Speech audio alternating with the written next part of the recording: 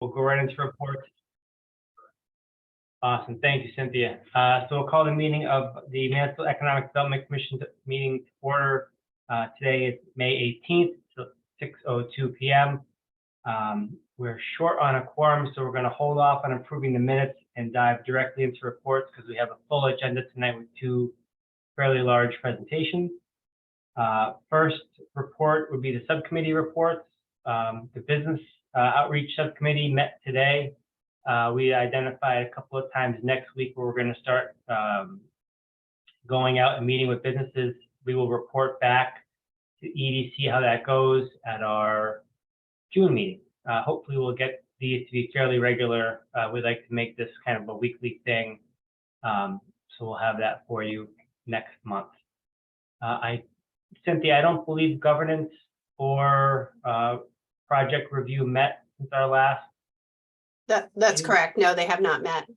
Perfect. Okay, so that'll conclude subcommittee reports, and I'll turn it over to Cynthia for staff updates.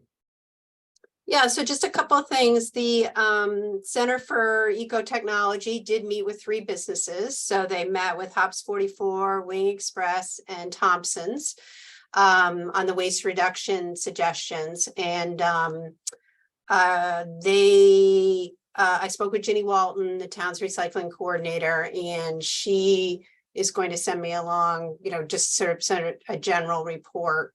And hopefully when Nancy joins us in June, we can get her feedback. Monday night, I sent to you all information about the town council meeting. So prior to the meeting at about 6:45, we'll be honoring 2 of our champions, Chelsea from Click and Dennis. Thank you, Dennis Pierce, who is with Yukon Dining Services and the Farmers Market. We're still working on for Connecticut's Countryside. The brochure is out to print at CCM, Connecticut Conference of Municipalities, and our DKA, our consultant, is working on the video. So that should be in process in June. That was through the Eastern Tourism District Grant.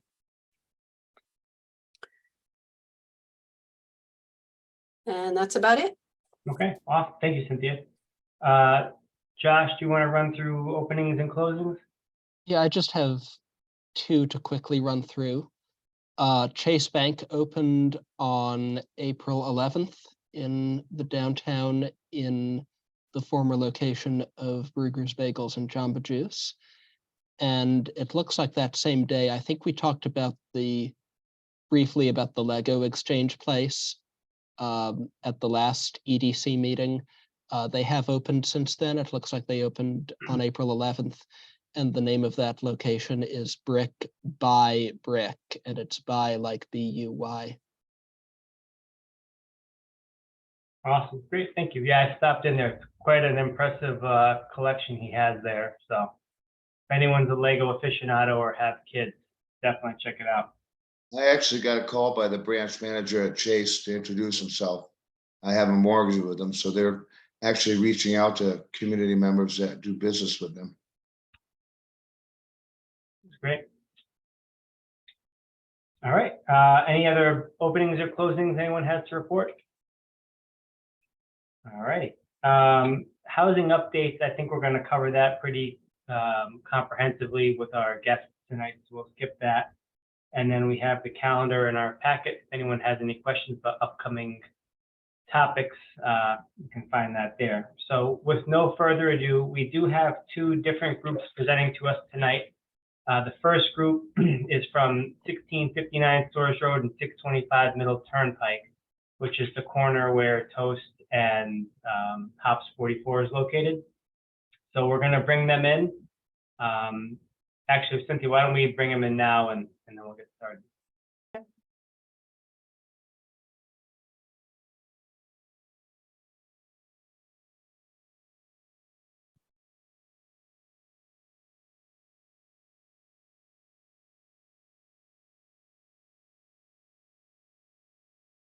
Hi, Paul.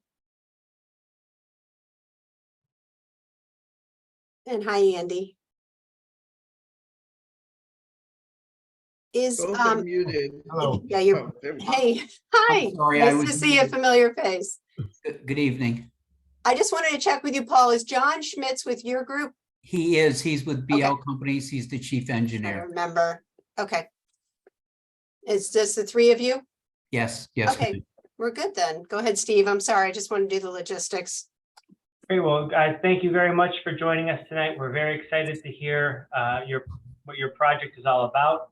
As I'm hoping you were told ahead of time, we've allotted about 15 minutes for you to kind of give us the rundown, and then we'll have a short, maybe 5-minute question and answer period after that. Members of the commission to ask questions, and then hopefully we'll be able to deliberate on this later tonight and take it from there. So without any further ado, I'll turn it over to you guys. Thank you, Mr. Chairman, and good evening. For the record, my name is Attorney Paul W. Smith. I'm with Smith and Bishop LLC, 27 South Main Street, Windsor Locks, Connecticut. I represent Yami Development LLC, which is the owner and applicant of a special use, the owner of property at 1659 Stores Road and 625 Middle Turnpike in Mansfield. Where Yami is the owner applicant of a application before Planning and Zoning for a special use permit. With me tonight is John Schmidt, who's the chief engineer with BL Companies, and Andy Graves, who's the architect with BL Companies related to this project. So because we have a short time, I'll try to give you a broad overview and then ask John maybe to give you a little detail of it, and Andy just to briefly show you the architecturals. This property consists of 8.74 acres, which is located right at the Four Corners in Mansfield, Connecticut. It's currently zoned what's known as PB-3, which is Planned Business 3, which allows for mixed use commercial residential development. Currently, the property has 3 principal tenants. One is, and I'm sure you're all familiar with the area, there's the One Stop Gas Station, convenience store, Dunkin' Donuts and Pizzeria right at the corner. And down on Route 44, there's the Hops 44 and Toast restaurant, which is all part of this complex. The existing uses take up about 2.8 acres of the development. We are proposing to develop the remaining 6.75 acres, which is to the northwest, for a mixed-use development. We're planning on 3 buildings, 2 buildings which are apartments with 116 1 and 2 bedroom units, and a 3rd building towards the Stores Road area, which is a 12,000 square foot commercial building designed for retail use. We have no committed tenants for that building at this point. So that's sort of an overview. In terms of what's around us to the northwest, very importantly, is a new mixed-use development of, I believe it's over 400 apartments and some businesses, called The Standard. And one of the things we worked very diligently with staff and our professional team is to work out a pedestrian access way between the Standard with their apartments and our complex. And also we've taken particular detail with regard to the development along Stores Road in terms of pedestrian walkway and pedestrian space, understanding that this is not only going to tie into the Standard, but headed towards UConn, it's supposed to interconnect in terms of pedestrian way. So we've taken particular care in looking at that and have worked with the town in terms of creating some pedestrian space there. So with that said, I would turn it over to John just again for a very brief overview of the site. And frankly, if the commission has questions, happy to have them jump in. And then Andy, just to show you some brief architecturals and give you a rundown of that. So go ahead, John, if you would. Hi, thanks, Paul. My name is John Schmitz. I'm a civil engineer and the project manager with BL Companies, Research Parkway, Meriden, Connecticut. And I'm just going to try and share a screen, show you the site plan, what things look like. Actually, let's start here. Let's see. Okay, this is actually, what you should see is the aerial of the Four Corners area. As Paul noted today, the corner is developed with the gas station, Hops and Toast restaurant in the southerly portion of the site. The portion of the site that we're going to develop would be the undeveloped portion just to the northwest of that, which is depicted here. You see some of the evergreen trees there. Historically, there was a mobile home park in this area that was removed quite some time ago, and the land's been vacant ever since. So I'll share with you the proposal that we're looking at doing on this land. And yep, so this is a copy of the site plan that was submitted. You can see Storrs Road, Route 195 is along the top of the page. Middle Turnpike, Route 44 runs along the right-hand side. We've outlined the existing gas station here in green, as well as the existing Hops Toast restaurant, also in green along Middle Turnpike. Our proposal includes to provide 3 new buildings on the site. The first would be a retail building I'm outlining here in yellow. That building is approximately 12,256 square feet. And then we propose 2 new multi-story residential buildings. One would be this long building here. This is a 4-story building. I believe it holds 102 proposed units, and another building with townhouses be located at this location at the extreme north end of the site. That building would include 14 townhouse units. We have parking throughout. There are some existing access points that I'll show you. We have a signalized access at this location. This is also where Route 320 comes in, Wellington Road. We have an access at this location today. There's also an exit for the gas station onto Route 44 here. And then the Hops Company also has existing driveway at this location right over here. And what we propose to do is add another driveway, a right in, right out at this location, the far north end of the site, just provide some additional accessibility to get to the building. With regard to pedestrian access, we have sidewalks throughout the development, and we'll be extending the existing streetscape sidewalk that's currently on Storrs Road. We'll be bringing that across to the north. So that will extend all the way across the north side here, all the way to the northerly driveway at this location. And I'll note that Attorney Smith noted that to the north of us is another development. We've also coordinated with staff and the abutter to the north by providing an access way at this location. We'll be providing a sidewalk connection for a future connection from their development. So their development that's already been through the approval process will have a sidewalk that will come right up to the property line. And we propose to match that and make a connection so we can connect the 2 developments. Again, we have sidewalks throughout the development. We'll also be extending the sidewalk along Middle Turnpike from the gas station further south, or rather west, to reach the restaurants at this location. I also note that there's currently bicycle lane on Middle Turnpike that connects up with the University of Connecticut campus. As you can see, we have parking throughout the development, circulation. We have several pedestrian areas for gathering spots. I'll just highlight some of those. We have one centrally located area between the 2 buildings at this location. And we have another location along Storrs Road, this location. And we have sidewalk connections and seating along here. And I'll just zoom in here. This is a wetland area that we're preserving along 195 in here.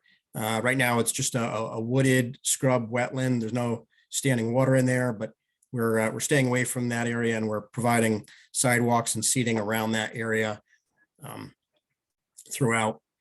And with regards to the site plan, that's kind of it in a nutshell. I don't want to take up too much of your time. So again, no tenants for the retail space at this time. What I'm going to do is just turn things over to Andy Graves, and he can, I'm going to stop sharing, and then Andy can kind of walk you through some of the architecture. Thank you, John. All right, let me start sharing.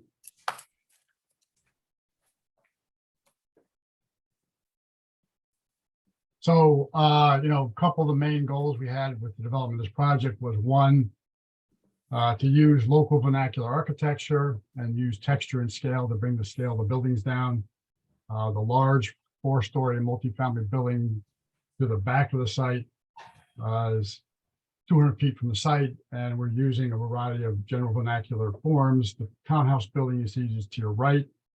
Again, we want to bring as much of the architecture up to the street and push as much of the parking as possible behind the building, so it's not visible at all. You can see the commercial building to your left. Again, we have large paved public spaces that engage the sidewalk and Storrs Road and connect to the commercial spaces further to the south. In the foreground, you'll see the wetlands area, which we were required to preserve, but where we didn't have wetlands, we brought all the architecture up to the street and created nice pedestrian-friendly spaces that engage the sidewalk, the streetscape, as much as possible. The circulation, you can see most of the residential parking is separated from the commercial parking. It's behind the 2 residential buildings. The commercial parking is supporting the commercial building is behind the building, but at the same time, that's a 4-sided building because it needs to front the street and front where access is from the parking lot to the rear of the building. Here's a closer view of the 4-story. You can see we're using vernacular forms, traditional New England forms, a standard base, a body. We're using dormers and roof forms to break up the massing of the building. So we have a sequence of buildings and spaces and dormers to bring the scale of the building down. So it's an assembly of buildings that look like they grew there over time. Lots of porches and Juliet balconies and bands and texture changes to bring the scale of the building down in a nice way.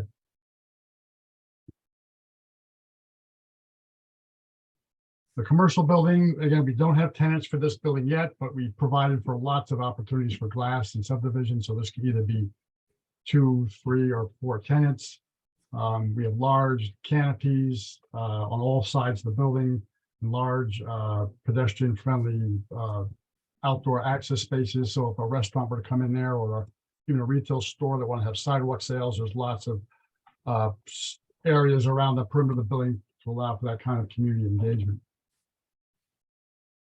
So this is the floor plan of the commercial building. This is Storrs Road out here. Again, the large paved spaces fronting Storrs Road for lots of activity. It's a 4-sided building. We have access to all 4 sides. This is the drive aisle. The signal is on this side. Parking lot, this is the wetland side to the back. So even though you're parking and accessing this building from this side, there's still lots of opportunity to provide pedestrian access and continuity and connectivity to the Storrs Road. Townhouse building, conventional townhouses. We have 14 units for ADA access. We have 2 flats out front. This is Storrs Road here. The parking, again, is to the back that services both these buildings. Conventional townhouse units, nice units, beautiful flats with lots of space, lots of windows, porches, again, to break up the texture and scale of the building. Using traditional vernacular forms, porches, raised porches, balconies, cupolas, again, to keep the scale and texture down and consistent with the architecture in town. Lastly, this is the commercial, the multifamily building. We've got our large bicycle storage area next to the lobby, a large area for package drop off and mail inside the building. To the far end, this is where the outdoor gathering space was. We have a large amenity space, which is probably going to be a gathering area with a kitchenette, and then study rooms or small office breakout rooms, and then a nice amenity space off to the north side of the building. And so that's it. I'll stop sharing. One of the things I would share with the commission that's rather unique about this site is normally you would see the sidewalk and the streetscape between the standard and our project sort of interconnected. But because I think, and John, you could support this, I think there's significant wetlands on the standard side up towards the road so that they could not continue any pedestrian way there. So we, as John showed on his plan, that it's sort of going to be connected down within the site, if you will, in order to provide that connectivity. Yeah, that's correct. There's also a steep slope when you come off the road there. There's actually a guide rail, a cable guide rail along that section of 195. So yeah, the standard will be building actually a bridge to get over the brook just to reach our site. So it's just one of those unique features that you normally don't see, but it provides for, I think, some interconnectivity, which I think would be important given the scope of that project, which is 400 plus units, to interconnect it to our commercial area. I think other than that, I don't have anything else. Happy to answer any questions or obviously John or Andy can. Gentlemen, thank you very much, John. That was the most comprehensive and illustrative presentation we've seen in a while, especially the highlights. That really helped to explain exactly what was going on. Brian, I saw your hand up, so we'll go to you first, and then any other members that have questions. I have a couple of questions. How many parking spaces will be provided for the multifamily units? Well, right now, I think we've got 143. We've actually received staff. So there's a peer review going on right now. We received comments from the peer reviewer, which was Weston and Sampson, and we're addressing those now. So we're modifying the number of parking spaces, not adding parking, but we're redistributing them. We're required to provide 2 parking spaces per unit. So out of the 116, that would come up to 234 spaces for the residential alone. Are you doing anything for stormwater management? We are. So mimicking existing stormwater, obviously the existing uses have a stormwater collection system. They discharge into a small basin. We'll be collecting their water with ours. It's kind of a combination of things. We've got multiple underground stormwater systems that will infiltrate stormwater. And then we're also discharging into the existing wetlands, which is where majority of water goes today. And in addition to that, because of some of the wetland impacts we've had, we're also mitigating those wetland impacts by creating wetland areas that will be discharging some roof water into as well. Okay, affordable housing units, how many affordable housing units are going to be provided in this plan? We're meeting the standard that the town has. That the new standard is there has to be 15% affordable, spread evenly between the 1 and 2 bedroom units, and 5% what they call workforce housing, again spread equally between units, and we've provided that. So the actual number, I can flip to it, is 17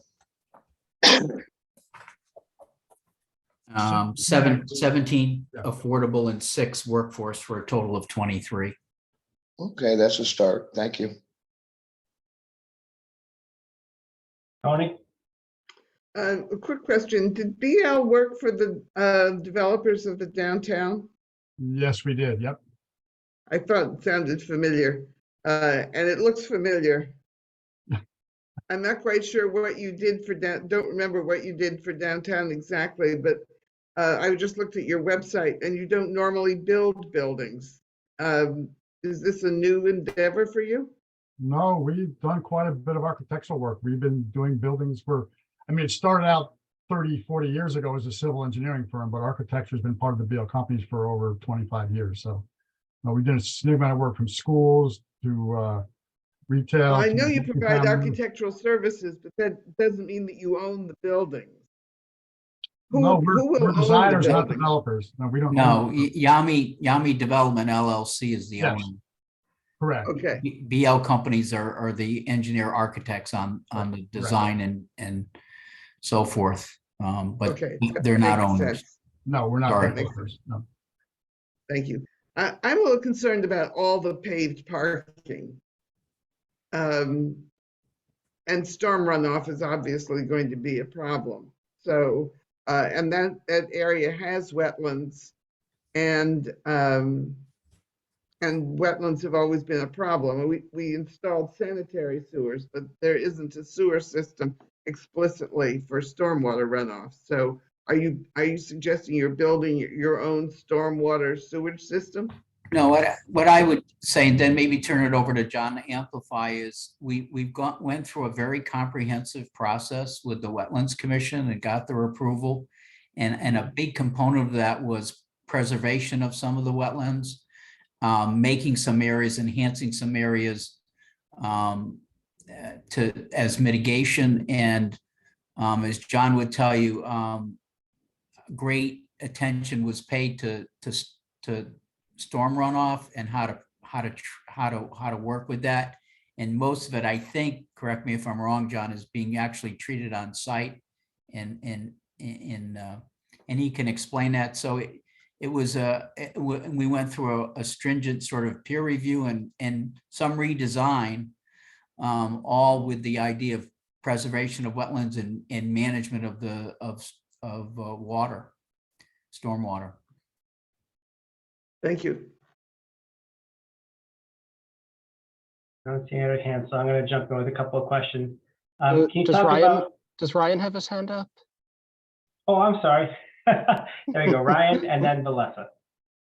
That's okay. I just, some of the things I was going to bring up actually end up getting addressed at the tail end of the remarks. But so going back to the, excuse me, I guess the site plan that John had up on his slides, I was just looking to confirm, because there's kind of showing the future state overlaid with some of the existing conditions, and I wasn't sure, I was trying to interpret whether or not there will be, right now, if memory serves correct, there is not a connection between the gas station / Dunkin' parcel and Hops 44 / Toast, right? There's like a median there, it's divided. So I just couldn't tell if now somebody exiting 44 can get through all that and basically into this area that's being developed, if that's still going to be divided off. Well, I could share let me just share the plan one more time. I So, guess I'm just trying to figure out if you turn right into the Pizza Mike's and gas station and Dunkin', where you kind of drew your red arrow there. Was there going to be a separate entrance for that a little further up? no, our access is the same as it is today at the traffic signal. You'd be able to get into the gas station and Dunkin' Donuts there, but we provide the driveway so you can come straight down in this direction here, and you can still, get down in here and access. Okay, yeah, so you can Hops and basically be able Toast. to get into all of it. Right, Okay. correct. And then I guess the other question I had that I don't think got answered, or I wanted just to clarify, so the proposed retail space, which, it looks like certainly very likely could include a restaurant or multiple places to eat. Just wanted to confirm, you said that whatever sort of the space allocation is around that building, if there was a desire for like outdoor seating, dining, there's ample space for that to kind of grow into that? So this is a special use permit application, and what we've done is we've adjusted the retail space. Yep. So it's for retail only at this point. We're not proposing a restaurant. The complication with a restaurant comes with parking allocation. And so the bottom line for us is when this is when our special permit application is approved by the town, that we would, if we wanted to do a restaurant, we would have to come back in to revise the special use permit and address any parking issues that we would have, seating and that sort of thing. But in terms of this approval, this plan is going to be, is in the process of actually, as it goes through peer review, is going to adjust a little bit in terms of usage. Not necessarily the building itself, but the use of the building. So it would be proposed retail. And again, if we came back at some point in the future and said, we've got a restaurant tenant, then we'd have to address the parking issue with the town. Not looking to add any parking, but how we would deal with that. I mean, from a use point of view, we've got very wide sidewalks, 18 feet along the back, 20 foot to the sides, and including the sidewalk out front, we probably have 20, 25 feet to the store's roadside. So from a site point of view, from a hardscape point of view, there's lots of opportunity for those kind of uses to occur. Melissa? Steve, you go first, and then most of my questions have been answered, but I have like one or two little things. Sure, okay. I was wondering if you guys could talk a little bit about job implications, like how many jobs you foresee this creating, and tax implications, what you think the impact to our grand list might be? To be honest with you, it's something I haven't looked at, and I'm not sure BL has it. I mean, it's obviously hard to tell you in terms of, I mean, obviously it's a significant construction project. So, the temporary jobs created in the building of it, there would be some jobs, at least in terms of the retail, but I can't tell you what those would be because I don't have any tenants at this point to point to and say, this is what they'd employ or so forth. In terms of the apartments, there'll probably be an on-site manager, that sort of thing.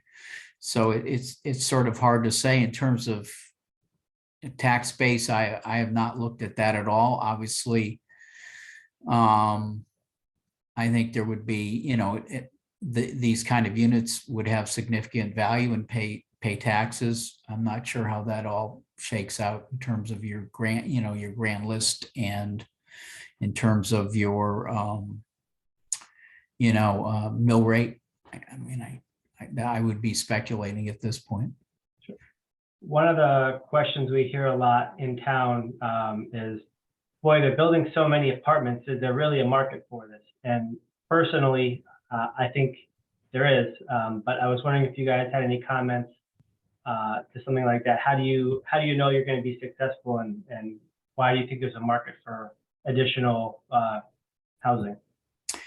I think one thing that did occur actually some time back, and I wasn't privy to it, is I think the owners did have people look at the economic feasibility, and I would say, we're pretty comfortable that it's going to work, given what's going on next door, where they're putting up over 400 units.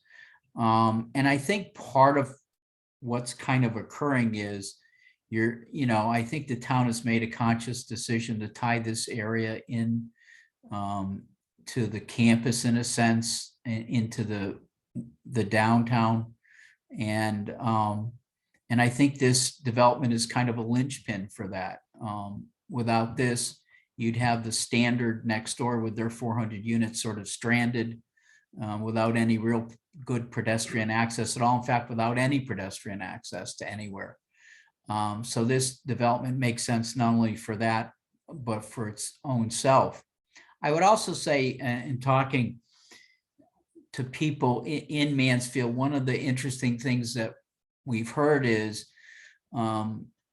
in your community, which is different than most communities in Connecticut, because you have the university there, it's a challenge when, students are trying to rent, for example, houses in residential neighborhoods for housing purposes, off-campus housing purposes. And I think what these kind of units are designed to do in part is to sort of relieve that pressure and let students sort of occupy apartments, which I think are more appropriate to them, especially in terms you have the bike storage here, and in the easy access to interconnectivity to the university. and it may take some of the pressure off your neighborhoods in terms of, you know, those which are really designed for, you know, single family homes and not for, you know, university housing. And it's, I think as somebody said, maybe it was Andy, that's the sort of thing you see in towns that have universities and colleges, that kind of pressure. And I think the idea is these kind of developments will help relieve that pressure. I mean, the demand for the university is very high. It's in terms of, I mean, everybody you talk to, if they have kids that are in high school or whatever, and they're looking at schools, everybody in Connecticut looks at UConn because it has an affordable component to it, right? It's more affordable education in terms of many of the private universities. So I think these kind of developments will help sort of ease the pressure on your community in terms of, as I said, you know, the college spread into the if you will, into the subdivisions. So yeah, our owners are committed to the project. They're very excited about it. They think it'll work. They've had good success with the commercial units, commercial space that they have there now. And they think this will certainly be an enhancement to that. So from our perspective, we think it'll work well. Well, thank you very much. I know we've gone way past our allotted time, but it was a fantastic presentation. Thank you for all your help and for explaining it to us. And I think with that, I know we still have a couple of things, but we have another presenter lined up. So I do think Brian and Tony have their hands up. if you guys can be super quick, then sure. Tony, go ahead. Well, my concern is maintenance and over the long haul. I am assuming you're expecting primarily student tenants. And one of the concerns is both on-site management to make sure that people behave themselves and also to make sure that the buildings maintain their quality. One of the concerns with the student housing in the neighborhoods is that it tends to deteriorate. And we made a big fuss about Storage Center, about maintenance to make sure it remained at a very high quality. What are you doing to make sure that'll happen here? The town does require us to have a fairly comprehensive maintenance plan put together to explain, you know, how we're going to do that, which we've done. And the one thing is there will be, because it's over 100 units, there has to be sort of daily on-site management, which I think goes a long way towards, you know, protecting the facilities in the area from issues. Okay. Sometimes what happens is, you know, you rent a house, you know, somebody rents a house to a group of students, and then, you know, there's really no management of the site, obviously, because it's too small. This obviously is a larger facility, has commercial aspects to it, which I think is a positive. Again, there's pressure from, you know, the commercial tenants to make sure that the property is maintained and operates well. So I think you will find, like downtown, this will work well in the long term. It's a significant investment, and but you're right. It's going to require on a day-to-day basis some, you know, in-person sort of there, you know, monitoring the situation and resolving stuff, because day-to-day things are going to come up, you know. Brian, if you can ask your question in a minute or less, the floor is I yours. sure can. You have any planned upgrades for the existing commercial space? We haven't proposed a lot. There is some improvement to the sidewalk along, I think, 44, John, that we're proposing as part of this. Yeah, and as well as repaving the Right. Hops parking area as well and upgrading that. Yeah, I mean, it's in fairly good condition. I mean, those facilities are fairly nice, but we're planning some modest upgrades there. But again, the big thing is to extend the sidewalk a bit. Okay, thank you. Thank you, sir. Thank you very much, guys, for a fantastic presentation. We appreciate it. Thank you. And I think at this point, Cynthia, if you want to turn it over, we'll bring in our next group. Thank you all. Thanks for your time. Thank you all. Thank you. Thank you. Bye.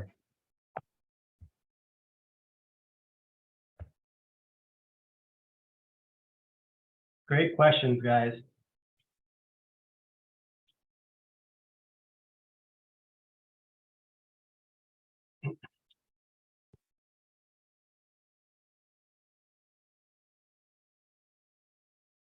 Hello.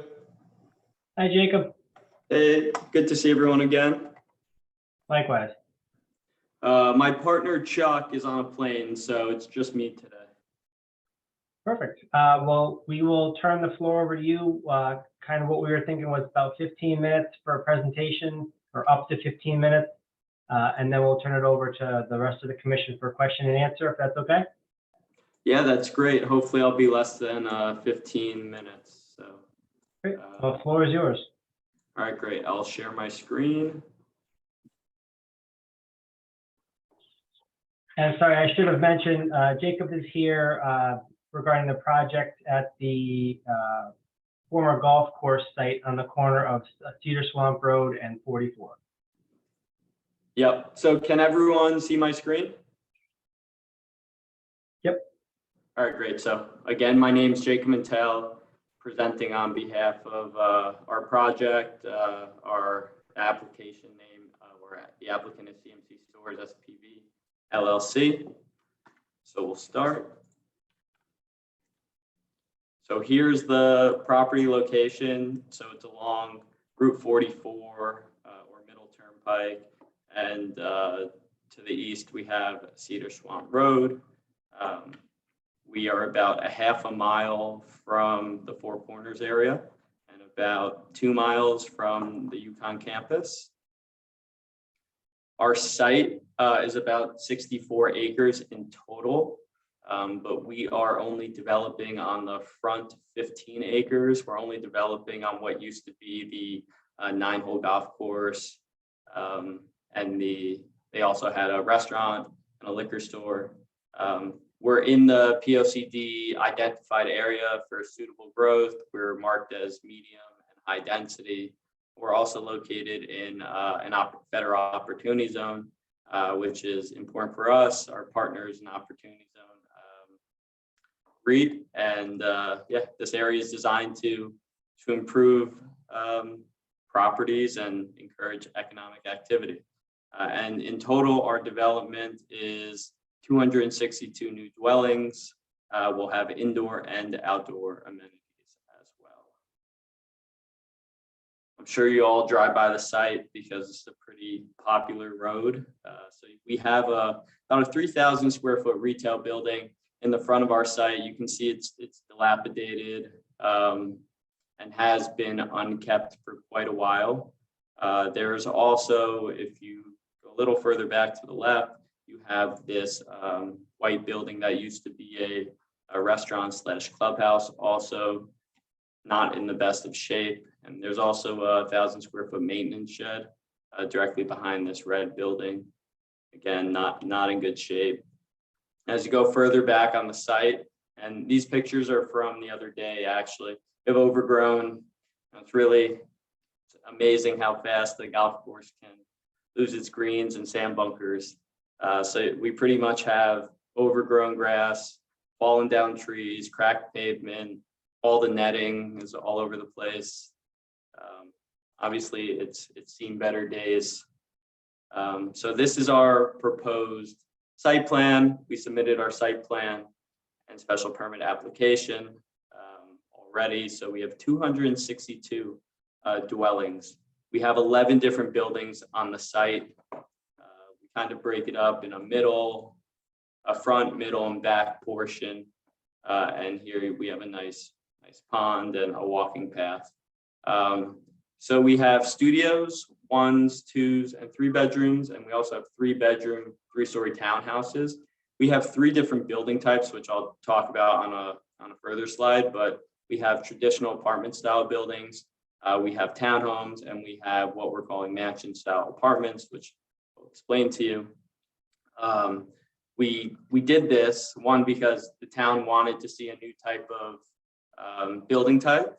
And two, we think it offers residents a great diversity when it comes to renting. We're, I think, the only developer actively building like a middle density housing. And I know we're the only one building the mansion style apartments. We also have about 6,000 square feet of amenities that will include a fitness center, co-working spaces, entertainment lounge with a hospitality bar, a package room with cold storage. And we have a lot of green space on our property. We have a walking trail or multiple walking trails, grills, outdoor lounges, and outdoor games and recreation. So we want people to enjoy inside and outside. In addition, a lot of the units have balconies. The townhomes have rooftop terraces as well. So these are the three different building types I was talking about. The first are apartment style buildings. They're 3-story. They have studios to 3 bedrooms. More for residents who like traditional apartment style living with neighbors. I think it's someone maybe more social that also likes elevators in their building. They're double loaded corridors, and yeah, next we have townhomes. So this is middle density housing. They're 3 stories. They're 3 bedrooms with this rooftop terrace that you can see here. Each townhome has a private residence, a rooftop terrace. We think this is ideal for families. And then we're also doing these mansion styles, which I don't know if you've seen before, but they look like, the intention is that they look like one single family home. That's the style. They're 2.5 stories. And some have their own private garages. Some are these units in the middle are duplexes. They all have pretty much private entrances. So it's a really nice new concept that we're bringing to the area, something different. This is a draft rendering. We've updated the building exterior since this rendering, but we wanted to show you, something similar of what this is going to look like. So this is if you're on Mill Turnpike and you're looking at the site east. This is what you'll see. All right, so why we're here is for the EDC, right? So there are economic benefits we feel this project brings to Mansfield. I'll just run through them quickly. Increased tax revenue for the town, of course, with the improved property, especially one of this size. We're going to have a higher tax base, which will help bring a higher tax base to the town. And job creation, economic stimulus. This will create construction jobs, hundreds of construction jobs, as well as permanent jobs. Some jobs, property management, maintenance, and other related services that in regards to maintaining the building. We're also going to be having a lot of contracts with local businesses like landscaping companies and waste services and all these types of local businesses that will hopefully be busy from our project. Also boost to local businesses. Of course, with new residents coming, we hope that they will shop locally, local restaurants, grocery stores, retail stores, etc. And then we also, as a property owner, we will go out to the community and work with local businesses to create partnerships for our residents to promote them. Enhance infrastructure and aesthetics. So with our project will come maybe changes to the roads, utilities, walking trails in the back of our sites for everyone's enjoyment. And then we're also deeding, I didn't mention this, but we're deeding 25 acres to the town or an entity that they choose that will be preserved and that will have walking trails. We're also improving the aesthetic on Route 44, as you can imagine. And then attraction of investment in businesses.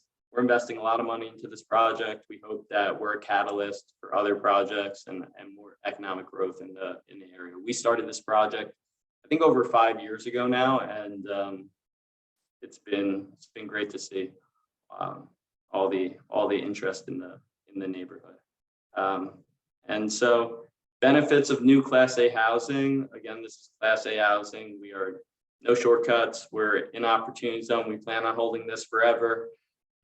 So I think one topic is attracting and retaining skilled professionals. There's a lot of smart people who go to UConn and want to stay in Mansfield post, let's say, graduation or grad school graduation. However, there are not a lot of great Class A housing. So we're hoping more Class A housing and more options. They stay in the area.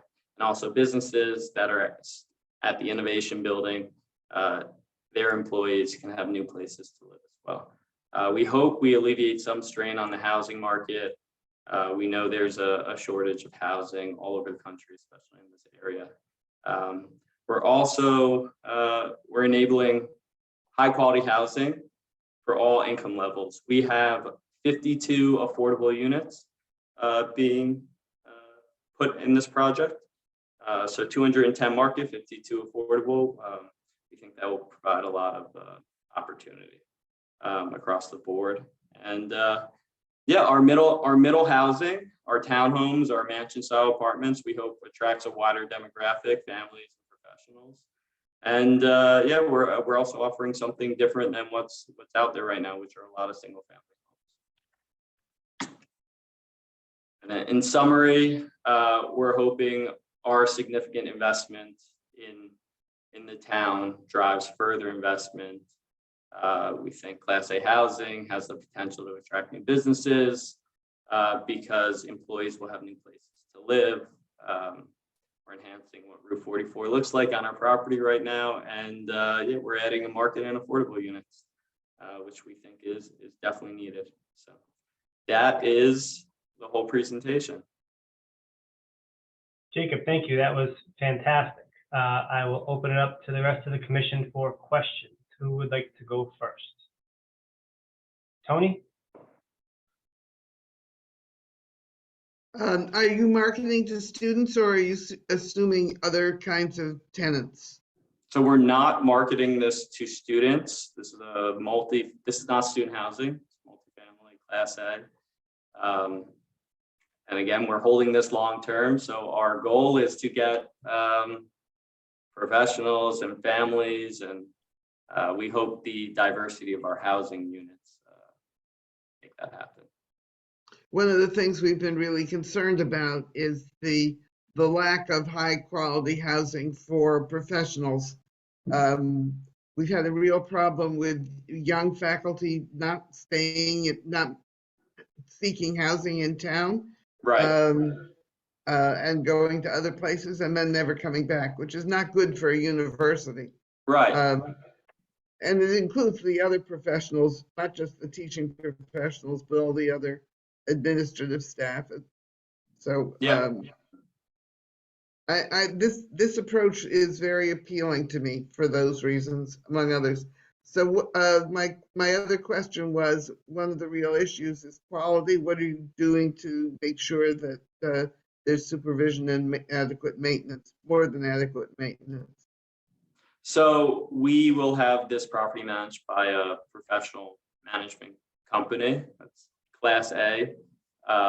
Myself and my partners have a lot of projects and properties throughout Connecticut. Very used to managing properties of this nature. Also want to highlight, because it's the opportunity zone, we have a minimum hold of 10 years. So we want to hold it longer than that, but we plan on retaining this property and maintaining it properly. And we have a whole maintenance plan that we've submitted with our site plan application as well. Thank you. Valessa? Yeah, well, first of all, it's really nice to see balconies and outdoor access. That's a sort of missing in some of the apartments around here. Also very excited about this concept. I think there's a lack of this sort of housing in the town. The two specific questions I had, one is, you mentioned you're improving along 44, but will there be sidewalk along 44?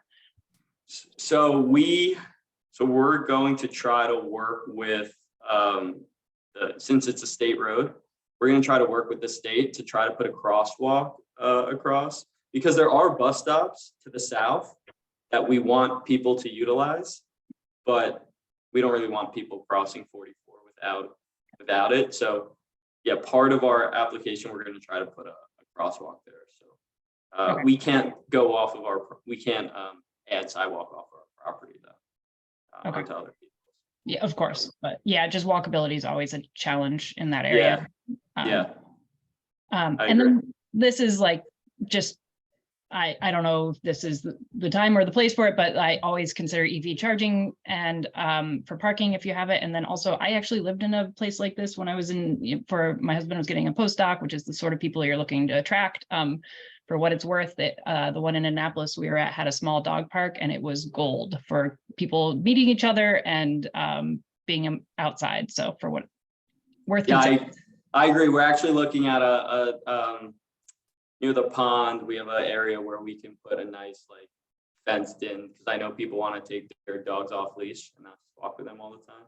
We also have EV chargers 100% here already in the plan. It's on our site plan. I think in 2 to 3 years or 5 years, I think half the cars on the road at least are going to be EV. So we want that to be, we want our residents to be able to charge their cars. Brian. Thank you for your presentation. I like the concept a lot. What is the rent going to be for a 2-bedroom unit? So we're not 100% set on rates yet, because we're probably 3 years from getting this built. But ballpark, I would say I see a lot of housing in the neighborhood ranging from probably like $1,200 a bed, I would say is what's market right now in the town. Okay. One of my major concerns for that area, and I drive that area several times a week, and Yeah. there doesn't seem to be a lot of room for any more traffic on 195 heading north and south. It's getting kind of tight on 44. What sort of traffic studies did you do? So we hired a company called Langen Civil Engineering firm, or they do a lot of engineering. They're one of the top firms in the country. So they put together a full traffic study that's available. We submitted it with our site plan, and they found that there's certain levels, and that our project did not cause major issues with the traffic patterns. And in addition, if you're concerned, we also have to go through, since it's a state road, we have to go through the state of Connecticut. So we have to get reviewed by them as well. So there's multiple agencies that need to review our. Okay, our so you plan. still have to be reviewed by the state, or is that complete? Yeah, because the project is over a certain size, we have to submit an application. I forgot what the exact application is called, but we submitted to the Connecticut Department of Transportation. Okay, thank you. All right, I'm going to jump in because I don't see any hands at the moment. Jake, one of the things that struck me when you had your screen share up was the distance between the abutters and your buildings. It looked like there was a significant buffer there. Can you talk about that? Yeah, so would it be helpful if let me pull the site plan up? Would that That'd be be great. helpful? Yeah, just give me one minute. Yeah, one of the things that we've always been concerned with is impact on neighborhoods. And it looked like your development was really focused to the middle and more to the west of the site. So further away from the existing homes that are on Cedar Swamp. Yeah, we actually went out and took photos from our from the property lines, and we're one, very far, and two, there's a lot of forest and elevation. Just give me a minute. Let me try to.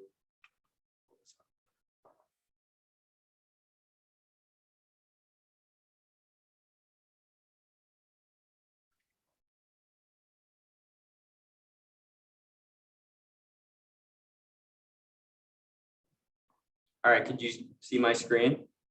Yep. All right, so trying to, is it big enough for everyone? Or do I need, It would help if it were bigger. is this good? Or bigger? Here. Perfect.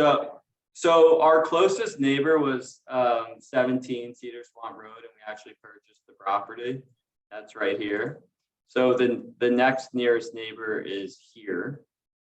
And it's I don't know the exact feet, but it's far away, and this is all forest. You really can't see through it. I can send you the photos we took recently. And then these neighbors down here, there's a severe slope up. So there's forest, and then you're looking at a hill, a mound essentially. So from our studies, these single family homes will not be affected with any views from their homes. So the existing home that you purchased, would that be knocked down, or I see it's not a gray area on your map. What's the plan for that area? So that's remaining as a single family home. Okay. So we're not changing, we don't want to change anything on Cedar Swamp Road. Gotcha, okay. Yeah.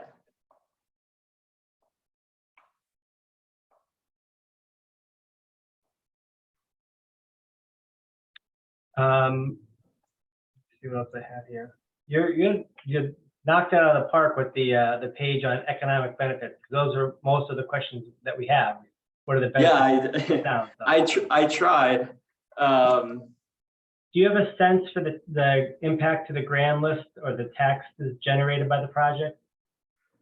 I don't know off the top of our head what the increase in tax would be. That's fine, just curious. Yeah. I drive by here at least 4 times a day because my kids' schools and daycares are between my kids' schools and daycares at home. So Yeah. I'm up and down 44 quite a bit. I don't know about the crosswalk because it's a pretty fast road. People go pretty quick. Right. But have you considered, I know students are not your desired demographic, but a shuttle to campus or to the professional park, Innovation Partnership Building, something like that, to kind of get people closer in? We've thought about a shuttle. We do have shuttles very close by. We do have a lot of bike parking as well, so we hope people would use bikes.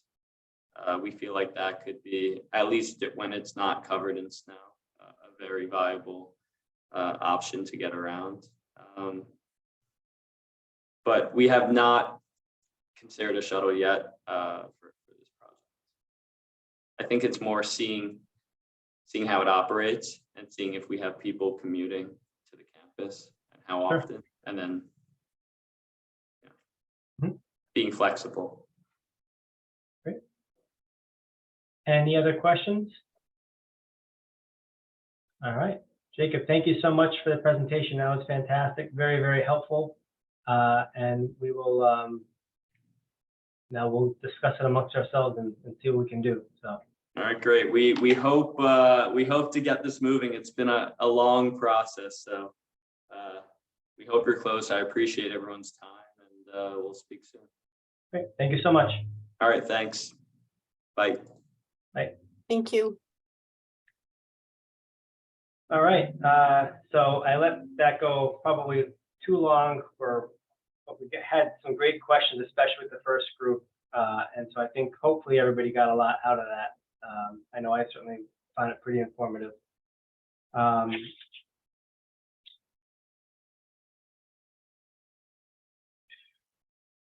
Now, Cynthia, I think both of these are before PZC before our next meeting, or do we have a meeting before the next PZC meeting? Yeah, so the public hearing is on Tuesday, June 20th, but any comments have to be received by noon on June 14th, and our meeting, I believe, is June 15th. Gotcha. So we can kind of discuss this as a commission now, if anyone has any thoughts, or we can kick it over to the development project review subcommittee to take under advisement and see what they come back with. I don't know how we would get EDC's full blessing if we don't have a meeting before then, unless we call a special meeting for that particular purpose.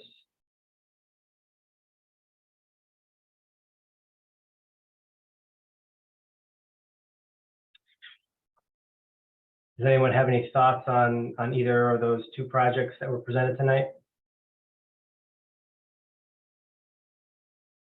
For or against, questions to look into?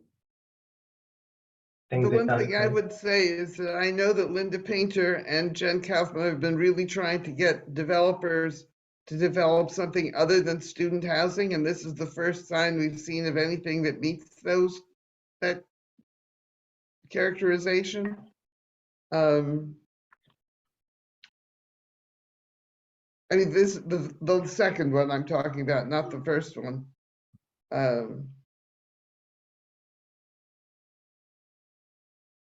Absolutely. Yeah, I think the second one sounded fantastic. Yeah, it certainly sounded different than a lot of what we've been hearing for the past several years, where it's more geared at a different part of the market that I think we've discussed many times as a commission as a missing part of the market that we don't have here in town. I think the connectivity to campus is not as good as the other projects, but still, I don't know that that's as important when that's not their target. They're shooting for an older demographic. So I think that kind of mitigates that potential concern. The first project I thought was great. One of the phrases that I think it was the attorney had brought up was kind of the linchpin, because I think he brings up a good point with the standard, kind of the next property to the north. Without developing this piece, you have 400 units without really a way to tie it into campus. So this really ties that corner in really nicely. And again, it's an area where both projects can be areas where there's very, very minimal impact to the neighborhood. There's a lot of citizen concern about the Cedar Swamp watershed area and the impacts of these developments and future developments. How do we address those concerns? I don't think that's our jurisdiction. I think I would say that's more of the Wetlands Commission's jurisdiction. They should be the ones who have the subject matter expertise to decide, what the impact of the wetlands are. I certainly wouldn't know the first thing about what would be appropriate in terms of impact to wetlands. So I wouldn't feel comfortable commenting on that. But I would hope that our wetlands people are much more well-versed than we are. They spent a good 3 hours with them last night, I can tell you that much, so. Wow.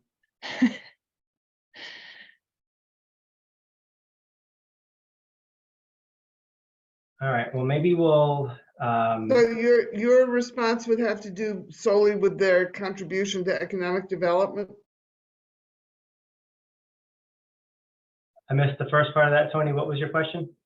So your response as the EDC would be solely in terms of their contribution to economic development? I think economic development and how well it fits with the principles that we've identified as what we're looking for development townwide. So is it in the right area? Does it have minimal impact on neighborhoods? Does it have, is it something that there's a need or a desire for in our town? Is it a net positive for our community? Like, is it gonna, you know, if it's creating tax revenue, but it's gonna create a much larger liability, that doesn't make a whole lot of sense. So I think we have a whole document that we voted on as a commission that kind of outlines our criteria for grading a project.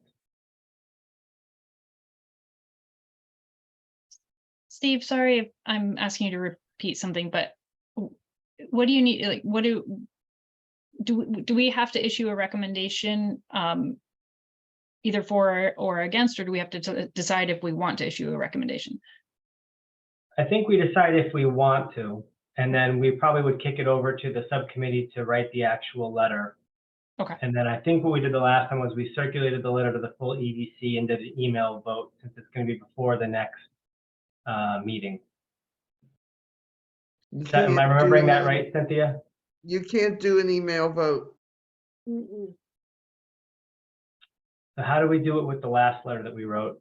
I think we wrote the letter and then comments came to me if there were any comments, and then we went from there. So as staff. I think we've only done that maybe once. Typically, the EDC has kind of said, these are the different items that we'd like you to bring up in a letter. I mean, I know it's 7:15, so I certainly understand that. But there was, so I think the last one we did, there was, as you said, Steve, some sense from the EDC to send something in related to, as you just said, our principles and then economic development benefits. I was trying to find that document, so that's so that I could pull it up just to show folks. Well, why don't we, do we need to vote as an EDC to send it to the subcommittee, or is that just kind of a, because that's the subcommittee's purview, it's an automatic kind of deal? I mean, I think you can do that by consensus. All right, so if everyone's okay with it, we'll send it to the project review subcommittee, have them, you know, see what's appropriate in terms of support, and then we'll bring it back to the commission. And if we need to call a special meeting in order to vote on whether or not to send the letter, I guess that would be the next step. But we'll cross that bridge once the subcommittee gets a chance to review it. Sounds good to me.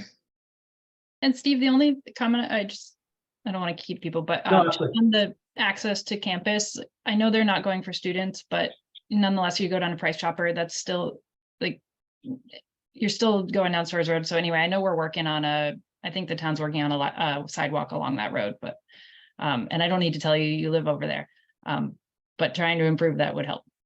Yeah, there's a nice sidewalk on the south side of 44. Yeah. And it wraps the corner, goes up Birch Road and all the way to campus.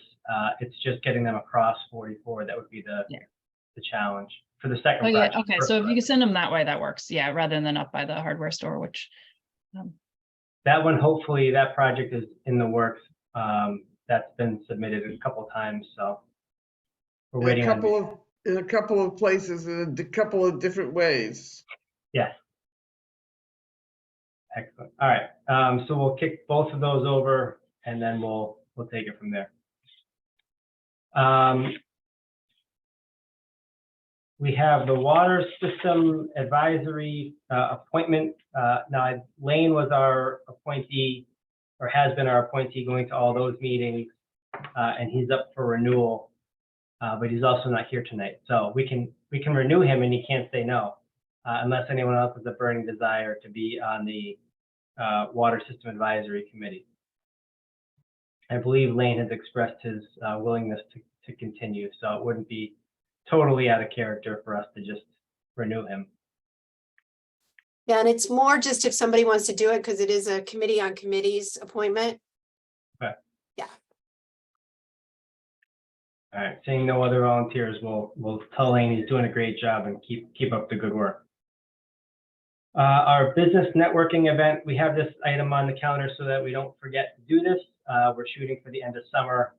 As I mentioned earlier in the evening, we're starting the business visits up again next week. We have a few scheduled times. So once we kind of get that going, we'll start repopulating our invite list, and we'll start planning for the business networking event. Hopefully end of summer is kind of what we're shooting for. E on our agenda is the Town Yukon Collaboration Update. The Yukon Town Collaboration Committee has not met since several months now, so there's no update there. The Yukon Student Collaboration Update. This kind of goes to Valessa and Tony's point about the sidewalk on 195. That was the last thing we collaborated with them on. And I believe a number of students or student organizations wrote letters in support of the sidewalk that would go up 195, connecting the four corners to campus. And now we are waiting on updates from people higher up than us that will decide whether or not that gets to go forward. And then the State of Connecticut Cultural District discussion. Cynthia, do you want to give us an update on that one?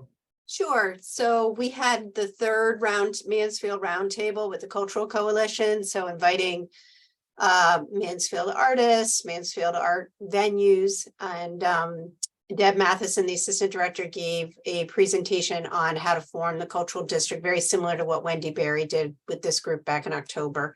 So there seemed to be interest in moving the process along. So my goal right now is to start working more closely with the Cultural Coalition in early fall, just to give some time to thoughtfully engage in that process. So they've done this with several other communities, so we kind of take their lead to help us through that process to determine if we want to have a cultural district in Mansfield.